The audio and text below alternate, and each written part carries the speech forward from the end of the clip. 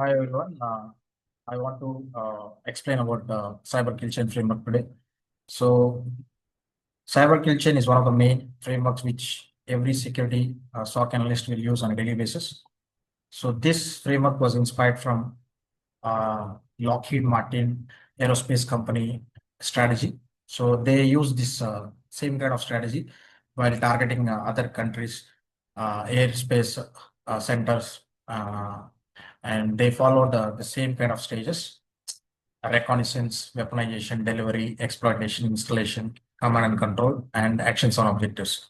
So these are the total 7 stages that same will be adopted to cybersecurity, like right from choosing the target to achieving their goals. Everything is explained in these 7 phases. So first one is about reconnaissance. So reconnaissance is about gathering information about the targeted system or user or network. So for example, if somebody, the hacker wants to target to compromise one of the victim phone, they want to steal their credentials like Gmail account or any other social media accounts. First, they send malicious links or malicious emails to click on those links to install the malware, and they gather the information before that, like name of the person, email ID, their phone number, personal identity information, we call it as. So these are the list of personal identity information. So like passport numbers or driving license, credit card or bank account details, because some of the people, they keep their passwords by using such kind of details. So gathering that entire information is called as reconnaissance.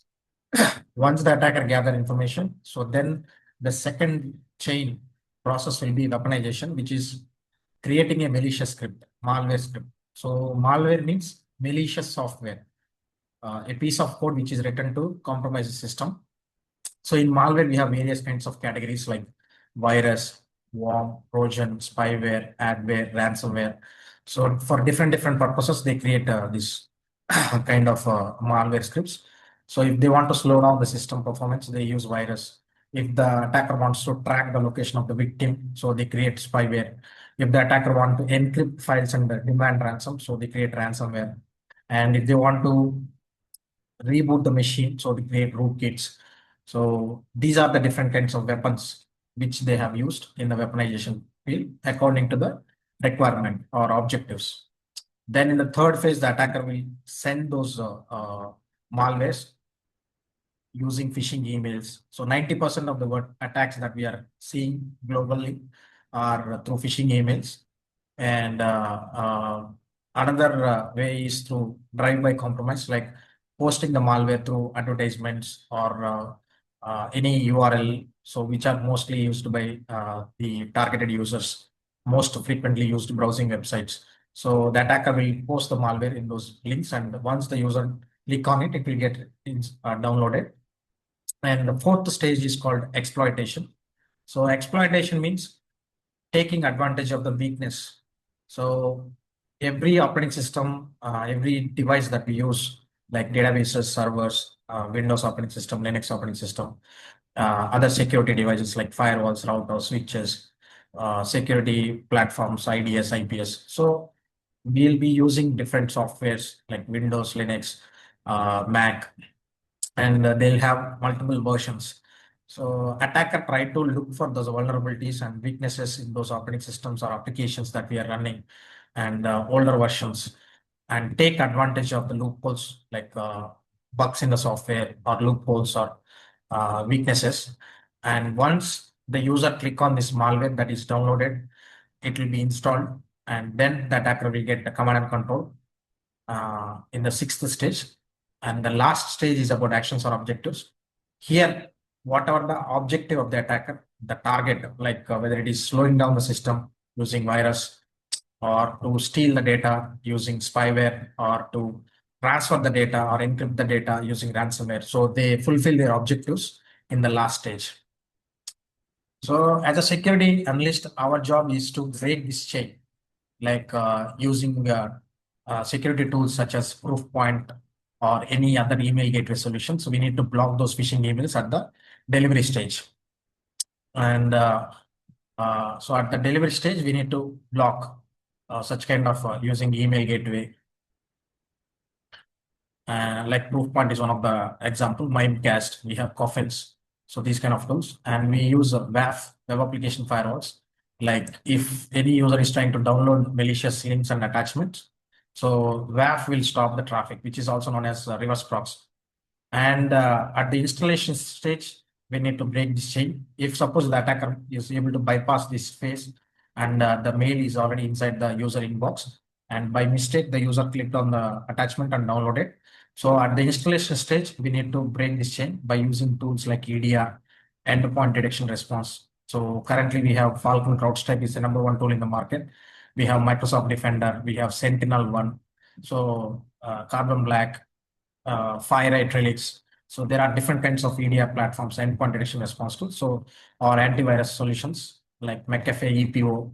EPO means a e-policy orchestrator. So these kind of tools will try to analyze and block such kind of traffics. So if still our attacker is able to bypass our endpoint agents, then the malware is successfully uh, installed. So we need to break this chain like command and control. So immediately we need to reset the credentials of the user. We need to isolate the system, which is known as containment. So we need to perform the network containment of the infected machines. So whenever we see any kind of alerts on our EDR tools or SIEM tools, so we need to confirm whether it is a true positive or false positive and immediately perform this network isolation or containment of systems. So isolating the systems will block, contain, it will remove the access from the attackers. So that is about cyber kill chain. Next, and what are the logs we need to verify to confirm the process the attackers are inside our systems. So we need to check these different kinds of logs. Like to verify the reconnaissance, we need to check network firewall logs, like any port scanning attacks are happening. So we have tools like Kali Linux.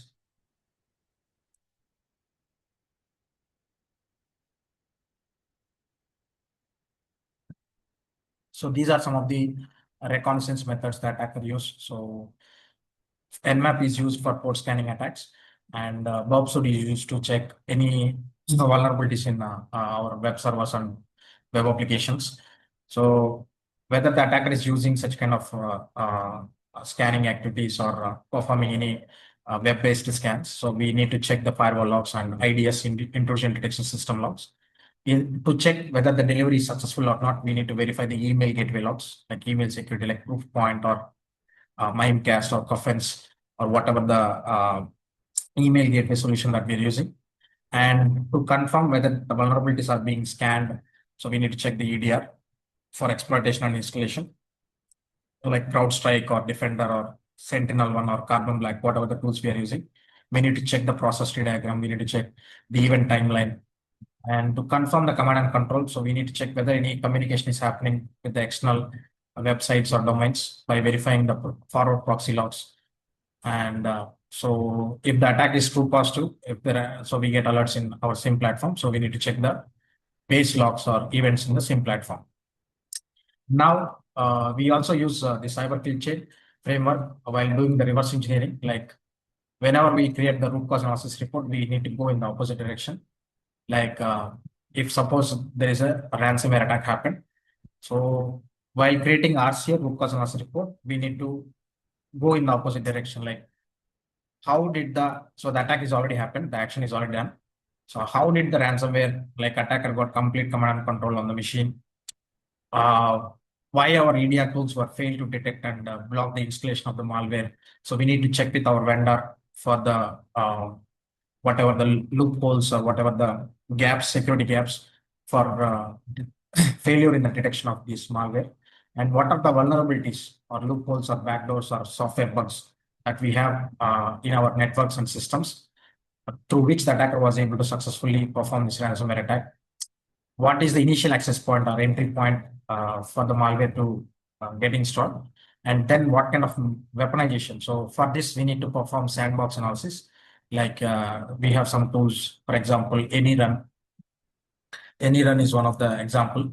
So here we can upload the malware file and perform um, the sandbox analysis. And we also have other sandboxes such as Coco sandbox. We have Joe sandbox.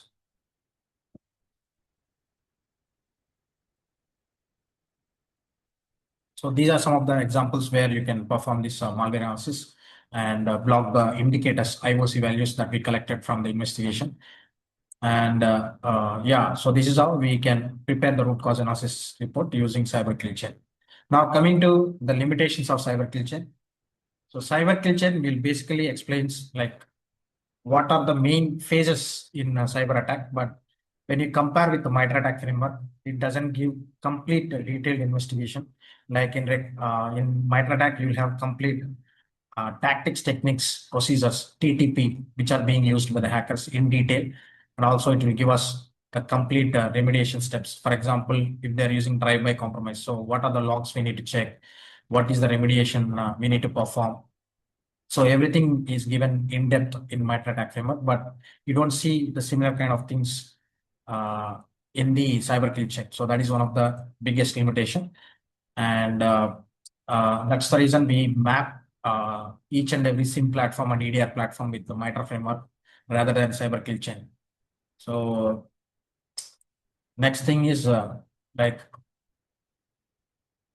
what are the logs we need to verify for each uh, reconnaissance, and how do we can stop those things. So we for stopping reconnaissance, we need to update our firewalls and we need to update our threat visions, like from whatever the IP addresses we are getting, the port scannings or network scans, we need to block those things.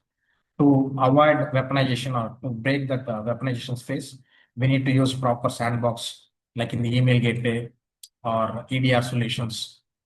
Same with the delivery. So here we need to use proper web application firewall whenever the malware is trying to get downloaded by the user from internet. So the WAF, web application firewall, will block it. And if any phishing email is coming, email gateway will analyze the incoming attachment, which is having malware script. It will identify and block.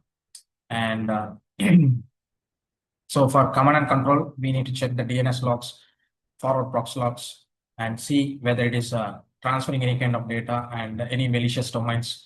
So based upon the reputation of the URL, our proxy should be able to detect, or our IPS intrusion prevention system is able to detect and block it. So that is how we can use cyber kill chain in our day-to-day activity.